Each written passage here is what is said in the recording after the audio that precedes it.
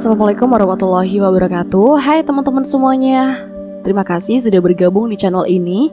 Di video kali ini aku akan membawakan sebuah cerita yang ditulis oleh Lakon Story berjudul Patung Menari Alas Kumintir. Nah, buat teman-teman yang baru join sama channel ini, silakan untuk mendukung channel ini dengan cara klik tombol subscribe, like, dan komen. Dan langsung saja ya, kita masuk ke ceritanya.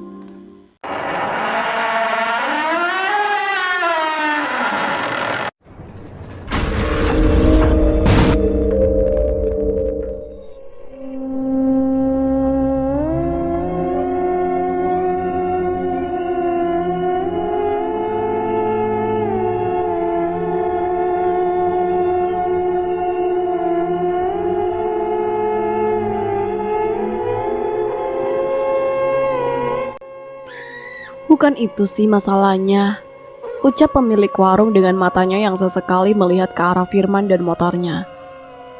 Maksudnya bagaimana, Bu? Tanya Firman bingung. Dari tadi ibu liatin kamu sendirian gak ada temennya kalau kamu balik ke Banyuwangi. Malam ini nanti kamu lewat jalur Alas Kumintir kan? Ucap pemilik warung dengan tatapan mata yang terlihat mulai serius. Sepertinya iya, Bu. Ada apa ya? Sahut Firman penasaran. Bukannya nakut-nakutin nih ya. Ibu cuma khawatir kamu apa sudah tahu kalau jalur Alas Kumintir itu bukan jalur biasa, terang pemilik warung. Maksudnya bukan jalur biasa, bagaimana ya, Bu? Kok tambah bingung? Jawab Firman yang mulai terlihat tidak mengerti dengan ucapan pemilik warung. Jadi begini, Mas. Pelanggan ibu ini kan banyak sekali supir-supir truk yang sering lewat jalur Alas Kumintir malam hari. Dan ibu sering dengar cerita mereka kalau di jalur Alas Kumintir malam hari itu bahaya. Banyak sekali kejadian yang tidak masuk akal sehat manusia, Mas. Ada yang bilang kalau nggak fokus bisa tersesat, bisa kecelakaan, bisa lihat arwah pekerja paksa, ada kampung goib dan masih banyak lagi. Wes, pokoknya ibu sering banget loh dengar cerita dari semua pelanggan ibu. Saran ibu, mending jangan pulang malam ini, mending pulang besok pagi saja, terang pemilik warung menjelaskan. Mendengar hal itu, Firman pun hanya tersenyum dengan mencoba meyakinkan pemilik warung bahwa dia akan baik-baik saja selama dia tetap fokus dan terus berdoa. Oh alah, ya Bu, aku juga pernah dengar kalau jalur hutan Alas Kumintir memang angker. Tapi selama aku terus fokus dan berdoa, semuanya pasti baik-baik saja. Toh nanti di jalan pasti aku gak sendirian kan, Bu? Nanti biar aku cari barengan motor atau mobil lain, biar ada temennya, terang Firman menenangkan. Gak sesimpel itu, Mas. Kalau urusan fokus dan selalu berdoa, semua orang yang pasti sudah melakukannya. Tapi yang kita bicarakan ini jalur Alas Kumintir, salah satu jalur paling angker yang ada di Pulau Jawa loh, jawab pemilik warung dengan beliau yang mulai memberikan nasi pesanan Firman. Dan dengan hanya memberikan senyuman sopan, Firman akhirnya tidak menjawab peringatan ibu pemilik warung. Dengan dia yang mulai memakan makanan yang sudah ada di depannya. Singkat cerita, setelah selesai memakan makanan dan membayarnya, Firman pun kembali berpamitan pergi dan berjanji akan mengunjungi warung tersebut jika ada kesempatan di suatu hari nanti. Dan puncaknya malam itu, Firman pun memulai perjalanannya ke Banyuwangi seorang diri. Di awal perjalanannya sebenarnya semuanya nampak baik-baik saja. Jalur Jember Banyuwangi yang saat itu bisa dibilang cukup ramai sudah cukup membuat Firman lega, karena sebelumnya dia sempat khawatir jika nanti dia bakal sendiri ketika melewati jalur Alas Kumintir. Namun sayangnya setelah beberapa lama dia mengemudikan kendaraannya, kondisi jalan yang sebelumnya cukup ramai, malam itu perlahan mulai sepi begitu saja. Warung-warung di pinggir jalan yang sebelumnya terlihat terbuka, malam itu satu persatu juga mulai tutup tidak tersisa. Mengetahui semua itu, Firman pun terus saja memacu motornya dengan sesekali melihat ke arah speedometernya untuk memastikan jika kondisi bahan bakarnya masih cukup untuk sampai di rumahnya. Hingga akhirnya tepat sekitar pukul 9:30 malam, di sela Firman masih mengemudi itulah, akhirnya dia hampir saja menabrak seorang kakek-kakek yang setelah dicari ke sana kemari, sosok kakek-kakek tersebut ternyata tidak ada dan menghilang begitu saja. Mengetahui semua itu, Firman pun kembali melanjutkan perjalanannya dengan pikiran yang bisa dikatakan sudah mulai kemana-mana. Selain masih terheran-heran dengan hilangnya sosok kakek tersebut, Firman mulai berpikir jika tidak lama lagi dia akan memasuki kawasan jalur alas Kumintir, yang dia pun tahu jalur tersebut adalah jalur hutan yang sangat terkenal dengan penampakan dan sebagainya. Waduh, sebentar lagi aku masuk jalur Kumintir, aman gak yo? Pikir Firman dengan sesekali melirik ke arah spion motornya. Untuk melihat ke belakang, barangkali ada pengendara lain selain dirinya sendiri. Tapi sayangnya sudah beberapa lama Firman melihat dan melambatkan laju kendaraannya. Firman tak kunjung melihat adanya kendaraan lain selain motornya. Mengetahui semua itu, Firman pun memutuskan seketika menghentikan laju motornya dan berdiam di pinggir jalan sembari menunggu adanya kendaraan lain. Karena dia pun tahu tidak terlalu jauh dari tempat dia berdiri, Firman sudah memasuki kawasan jalur alas Kumintir. Mending aku berhenti dulu deh sambil nunggu ada kendaraan lain yang melintas. Nanti kalau ada kendaraan lain, langsung aku ikuti di belakangnya biar aku ada temennya, pikir Firman dengan tatapan matanya yang terus menatap ke arah belakangnya. Namun sayangnya hampir 1 jam lamanya Firman berhenti dan menunggu. Firman tidak kunjung melihat adanya kendaraan lain yang melintas. Dan tidak hanya itu, cuaca malam yang sebelumnya baik-baik saja, waktu itu perlahan mulai gerimis dengan di langit sesekali terdengar gemuruh menandakan jika sepertinya di daerah tersebut akan turun hujan. Disitulah perasaan Firman seketika terlihat mulai kebingungan, karena selain keburu hujan, malam itu Firman tidak kunjung melihat adanya orang. Dan puncaknya setelah berpikir matang-matang, Firman pun akhirnya memberanikan diri melanjutkan perjalanannya dengan jam tangan yang sudah menunjukkan pukul 23:15 malam. Walah, ini kalau hujan malah ribet urusannya, keburu malam juga. Halah wes, mending aku lanjut saja, pikir Firman dengan kembali melanjutkan perjalanannya. Kok tumben yo di jalur ini gak ada yang lewat sama sekali. Sudah lama loh aku tadi nunggu. Kok aneh sih? Ucap Firman dengan terus menatap ke arah jalanan yang malam itu bisa dikatakan sudah semakin lama semakin sepi dan gelap saja. Hingga akhirnya sekitar pukul 23:45 malam, Firman pun sampai di kawasan jalur alas Kumintir tersebut.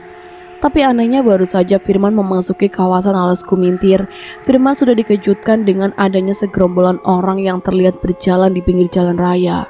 Segerombolan orang tersebut dengan jelas terlihat memakai pakaian serba putih dari ujung kaki hingga penutup kepala. Meski Firman tidak melihat jelas bagaimana bentuk wajahnya, namun Firman sangat yakin jika seluruh rombongan orang tersebut adalah seorang laki-laki. Mengetahui semua itu, perasaan Firman seketika terkejut. Tubuhnya gemetar dengan dia yang semakin memutar gas motornya agar bisa melaju semakin kencang. Waduh, siapa mereka ya? Kok malam-malam begini pakai baju putih-putih sih? Serem amat, pikir Firman dengan perasaan yang sangat keheranan. Namun di situ karena tidak mau panik karena masih di awal perjalanan di jalur Kumintir, Firman pun mencoba tenang dengan beranggapan mungkin rombongan orang yang tadi adalah rombongan peziarah yang akan berziarah di salah satu makam ulama yang memang sebelumnya terlihat ada di sekitar jalur Kumintir tersebut. Dan singkat cerita, dengan mencoba melupakan semuanya, Firman pun akhirnya kembali melanjutkan perjalanannya dengan kini dia sedikit lebih pelan.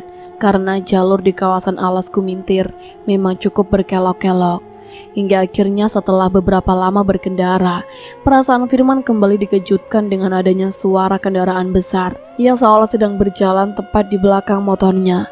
Dan tidak hanya terdengar berjalan, suara kendaraan besar tersebut juga terdengar membunyikan klakson kencangnya seolah memberi tanda jika Firman harus segera minggir dari jalurnya. Tapi anehnya ketika Firman melihat ke arah spion untuk melihat sumber suara kendaraan besar tersebut, mata Firman kembali terpana, jantungnya berdetak kencang karena dia sangat tidak percaya dengan apa yang sedang terjadi dengannya. Bagaimana tidak, malam itu Firman sama sekali tidak melihat adanya bentuk kendaraan besar ataupun sebagainya. Keadaan jalanan malam itu benar-benar tetap sepi dan gelap dengan tidak ada satupun kendaraan besar yang terlihat. Tapi anehnya, dengan telinganya sendiri, Firman mendengar seolah sedang berada tepat di depan kendaraan yang cukup besar. Besar, Benar mas, malam itu aku seperti tepat berada di depan kendaraan besar. Kalau suara mesinnya sih mirip truk, tapi pas diklakson seperti klakson bus. Yang jelas aku seolah sedang dipepet kendaraan besar sekali. Tapi anehnya ketika aku melihat ke belakang, jangankan lampu sorot dari kendaraannya, bentuk dari kendaraannya saja aku sama sekali tidak melihatnya. Malam itu kondisi jalan tetap sepi dan gelap. Terang narasumber merasakan semua itu, dan karena penasaran, Firman seolah sedang dipepet kendaraan besar. Akhirnya dia pun seketika meminggirkan kendaraannya dengan tatapan matanya yang melihat ke sana kemari kebingungan tidak karuan. Loh, mana kendaraannya? Kok ada suaranya saja tapi nggak ada wujudnya? Waduh, wis nggak beres ini, ucap Firman lantang dengan keringatnya yang mulai keluar bercucuran. Dan disitulah ketika masih kebingungan, pandangan Firman kembali teralihkan karena dari kejauhan dia melihat adanya cahaya yang sepertinya sumber cahaya tersebut adalah sebuah kendaraan yang hendak melintas. Mengetahui semua itu, perasaan Firman pun sedikit lebih lega.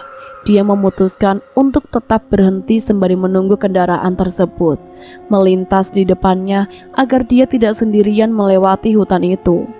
Tapi sayangnya sudah ditunggu cukup lama. Sumber cahaya tersebut tidak kunjung mendekat, meski dia pun sangat yakin jika sumber cahaya itu sepertinya cahaya dari sebuah lampu mobil. Kok gak sampai-sampai sih? Jangan-jangan mobil itu berhenti, pikir Firman. Karena pikiran Firman yang semakin kacau, akhirnya Firman pun membunyikan klakson secara berulang-ulang untuk memberi tanda kepada sumber cahaya yang diduga sebuah motor tersebut, dengan besar harapan agar sumber cahaya tersebut bisa segera merapat dan menghampiri Firman. Bunyi klakson motor Firman yang terdengar berbunyi berulang-ulang, hingga akhirnya setelah klakson motor Firman terus-menerus dibunyikan, cahaya yang sebelumnya terlihat diam, malam itu akhirnya terlihat bergerak perlahan. Tapi anehnya ketika semakin mendekat, Firman sama sekali tidak melihat adanya sebuah mobil ataupun motor. Sumber cahaya tersebut ternyata sebuah bola api terbang yang melayang-layang melewati Firman begitu saja. Mengetahui semua itu, tubuh Firman seperti terpaku, matanya terbelalak dengan jantung yang sudah semakin kencang berdetak. Dan tidak hanya itu, malam itu mulut Firman seolah juga tiba-tiba sulit untuk digerakkan, karena sepertinya Firman sedang menahan rasa takut yang sangat berlebihan. Hingga akhirnya setelah Firman melihat bola api tersebut terbang dan belok masuk ke area hutan, Firman pun kembali memacu kendaraannya dengan pikiran yang sudah tidak lagi bisa dijelaskan. Rasa takut, khawatir, dan kebingungan malam itu sudah benar-benar bercampur aduk tidak karuan. Dan akhirnya perasaan Firman yang sebelumnya sudah ketakutan, malam itu rasanya sudah sampai di puncak penderitaan. Bagaimana tidak? Ketika Firman masih memacu motornya dengan cukup kencang, waktu itu tiba-tiba mendengar suara gesekan keras di aspal jalan. Dan bersamaan dengan itu, gas motor Firman yang sebelumnya baik-baik saja, malam itu tiba-tiba tidak bisa digas oleh kendaraan. Sudah tidak ada tenaganya. Merasakan semua itu, Firman pun seketika kebingungan dengan dia, yang mulai melambatkan laju kendaraannya yang setelah Firman berhenti. Ternyata Firman melihat rantai motornya sudah putus tidak terkira. Dan tidak sekedar putus, rantai motornya terlihat jatuh di aspal dengan kondisi yang tergeletak. Merasakan semua itu, perasaan Firman sudah tidak bisa lagi jika harus diceritakan. Rasa bingung, pasrah, dan sebagainya malam itu benar-benar sudah bercampur aduk menjadi satu di dalam pikiran. Hingga akhirnya setelah selesai, Firman mengambil rantai yang tertinggal di aspal. Firman pun akhirnya perlahan mulai mendorong motornya dengan dia yang terus menyalakan mesin dan lampu motor agar pandangannya bisa sedikit lebih terang. Kalau ngomong bagaimana perasaanku malam itu mas, bisa dikatakan aku sudah benar-benar pasrah. Bagaimana tidak, malam itu aku berada di tengah hutan dengan kondisi rantai motor putus. Dan naasnya, malam itu aku sama sekali tidak melihat satupun kendaraan yang lewat. Yang ada di dalam pikiranku malam itu hanya pasrah dan terus berpikir, mudah-mudahan ada kendaraan yang lewat. Ya, kalau diingat-ingat, waktu itu sudah lewat tengah malam, dini hari. terang narasumber. Hingga akhirnya setelah cukup lama Firman mendorong motornya, malam itu dia sampai di sebuah tikungan yang di situ ada sebuah patung penari yang memang menjadi ciri khas dari Banyuwangi. Di situ karena Firman sudah kelelahan, dia pun berhenti dan beristirahat di tempat yang tidak jauh dari area patung tersebut. Firman duduk. Dia melamun dengan sesekali melihat keadaan rantai motornya yang terlihat sudah patah tidak bisa digunakan. Dan disitulah ketika Firman masih beristirahat, tiba-tiba pandangan Firman teralihkan ke arah patung penari yang ada di pinggir jalan raya tersebut. Ketika dilihat posisi patung penari tersebut memang seperti sedang menari dengan posisi tangan yang sedemikian rupa. Tapi anehnya sekitar 1 menit Firman berpaling, Firman tiba-tiba melihat kembali posisi tangan patung tersebut sudah berubah dengan sendirinya. Dan tidak hanya itu, beberapa saat kemudian Firman juga tiba-tiba mencium aroma bunga melati yang tercium dengan cukup kuat, seolah sedang berada di area tempat duduk Firman. Waduh, bau melati lagi, pikir Firman dengan perasaannya yang kembali kebingungan. Di situ karena pikiran yang semakin tidak nyaman, akhirnya Firman pun kembali mendorong motornya untuk segera pergi dari area patung tersebut berada. Tapi anehnya masih beberapa langkah Firman pergi dari tempatnya, pandangan Firman kembali dikejutkan dengan posisi patung yang kembali berubah sedemikian rupa. Dan tidak hanya sekedar berubah tangan dan kakinya. Waktu itu, posisi patung tersebut seolah sedang melihat ke arah Firman berjalan yang nyatanya jika dinalar patung tersebut benar-benar sudah berbalik badan secara 360 derajat. Meski Firman tidak melihat jelas bagaimana bentuk wajahnya, namun Firman sangat yakin jika seluruh rombongan berubah seluruhnya menjadi menatapku. Posisi tangannya, kakinya, tubuhnya hingga kepalanya malam itu kulihat benar-benar berputar, seperti sedang memperhatikanku. Sebenarnya kasus posisi patung yang berubah ini sudah dibenarkan banyak sekali saksi. Tidak hanya aku, banyak orang yang mengaku pernah melihat posisi tangan patung penari tersebut berubah-ubah. Bahkan jika kita cari di internet, ada sebagian orang yang berhasil mendokumentasikannya. Mengetahui semua itu, rasa takut Firman rasanya sudah sampai pada puncaknya. Tubuhnya gemetar, jantungnya berdetak kencang dengan langkah kakinya yang semakin dipercepat agar dia bisa segera pergi dari tempat tersebut. Benar kata orang, patung itu ternyata memang benar-benar menari, pikir Firman dengan dia yang tidak berani menolehkan kepalanya ke belakang lagi. Singkat cerita, akhirnya Firman pun melanjutkan perjalanannya dengan pikiran yang berusaha lebih ditenangkan, karena dia merasa jika tidak terlalu jauh lagi, dia sudah akan sampai di kawasan pemukiman dan keluar dari jalur alas kumintir tersebut. Di situ perasaan Firman yang sebelumnya berusaha tenang, akhirnya semakin lega.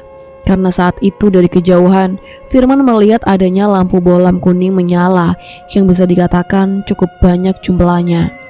Dan tidak hanya sebuah nyala lampu, Firman juga melihat dari kejauhan ada beberapa orang yang terlihat sedang duduk-duduk mengetahui.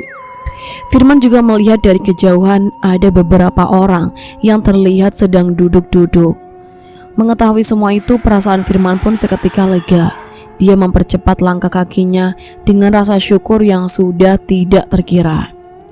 Akhirnya sampai juga aku di perkampungan, pikir Firman dengan terus mendorong motornya sedikit lebih cepat.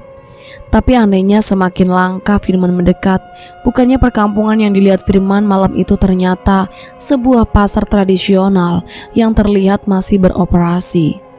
Para pedagang sayur, buah, hingga penjual perkakas rumah tangga malam itu benar-benar dilihatnya dengan mata kepalanya sendiri. Walah, pasar toh, tak kira kampung, tapi kok aneh sih ada pasar buka sampai larut malam seperti ini, pikir Firman dengan dia yang mulai menghentikan motornya dan terus menatap pusat keramaian tersebut. Singkat cerita, karena dia sudah tidak ada pilihan lain, dia pun mulai berjalan ke arah dalam pasar tersebut dengan meninggalkan motornya di pinggir jalan. Hal itu sengaja dilakukan Firman karena dia masih berharap jika ada seseorang yang bisa membantu memperbaiki rantai motor Firman. Tapi anehnya setelah Firman sampai di area pasar tersebut, Firman kembali merasa terheran-heran. Karena asal kalian tahu, di area pasar itu meski banyak orang, namun Firman tidak melihat satupun orang yang terlihat saling bertegur sapa. Semuanya hanya diam dengan tidak sekalipun ada yang berbicara. Jadi meski terlihat sangat ramai orang, di pasar tersebut sama sekali tidak terdengar obrolan orang. Kondisi pasar benar-benar tetap hening dengan hanya ada suara burung gagak yang sesekali terdengar berteriak.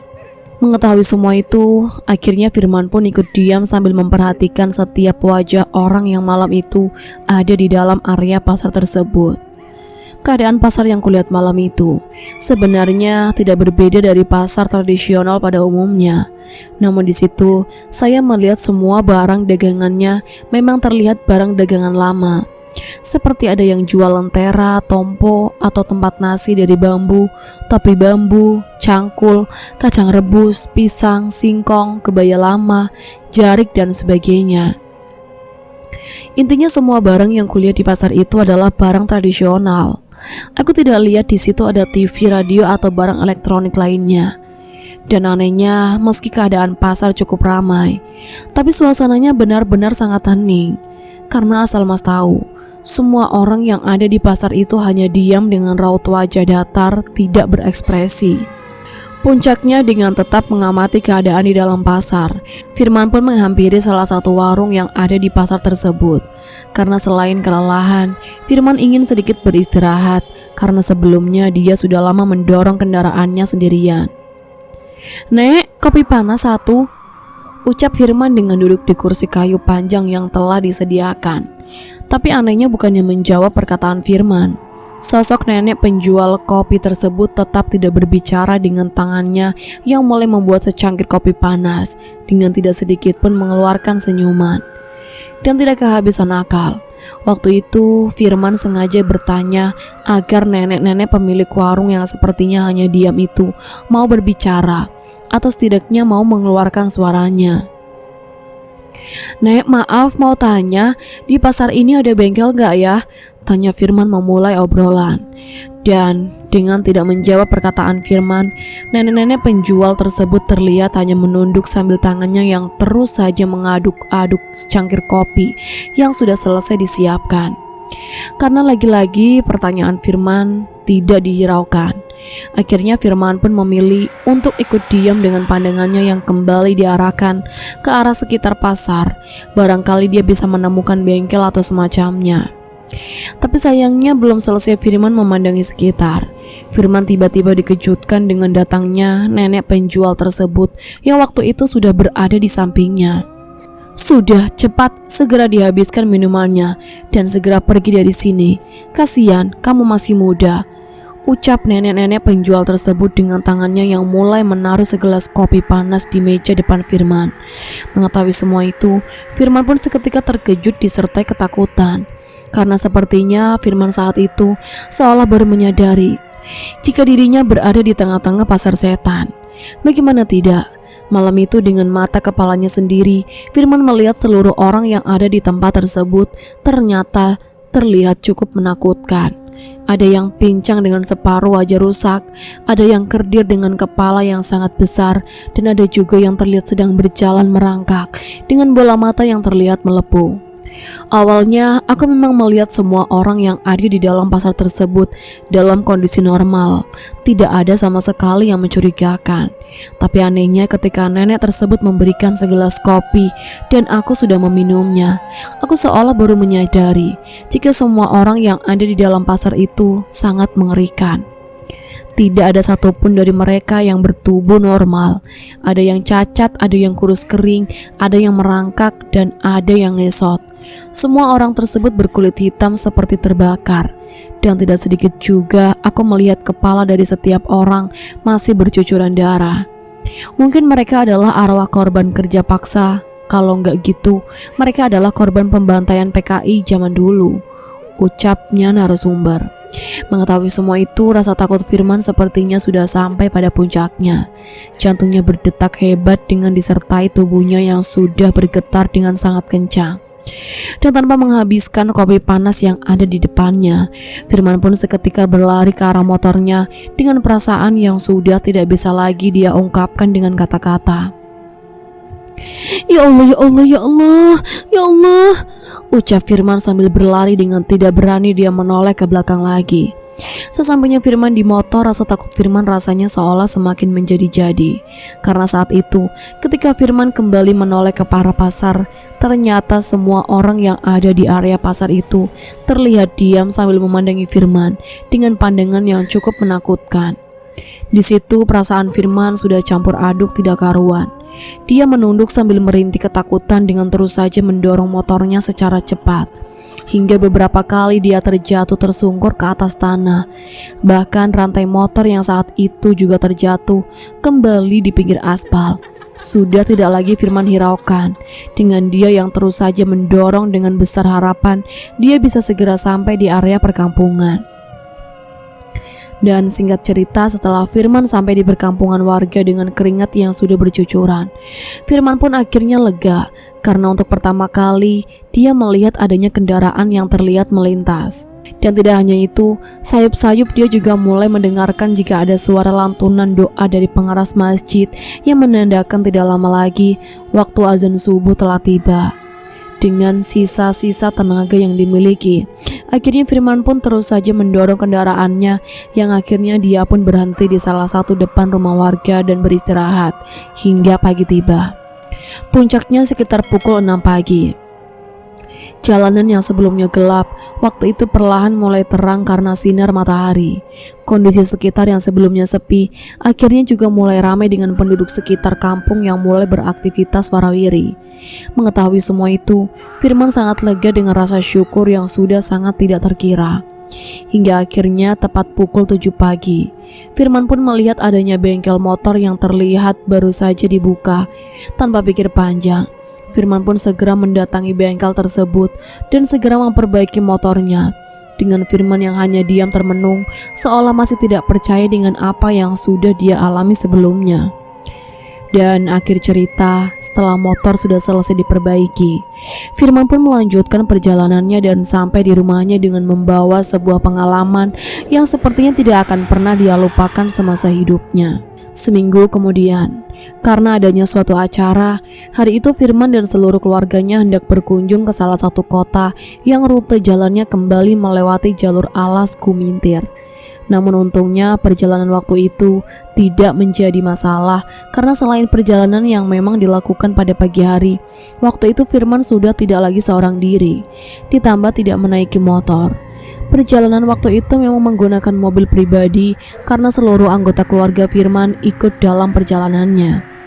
Tapi sayangnya ketika sampai kembali di jalur alas Kumintir, Firman melihat adanya kecelakaan motor yang akhirnya membuat jalanan tersebut macet dan berhenti untuk beberapa saat.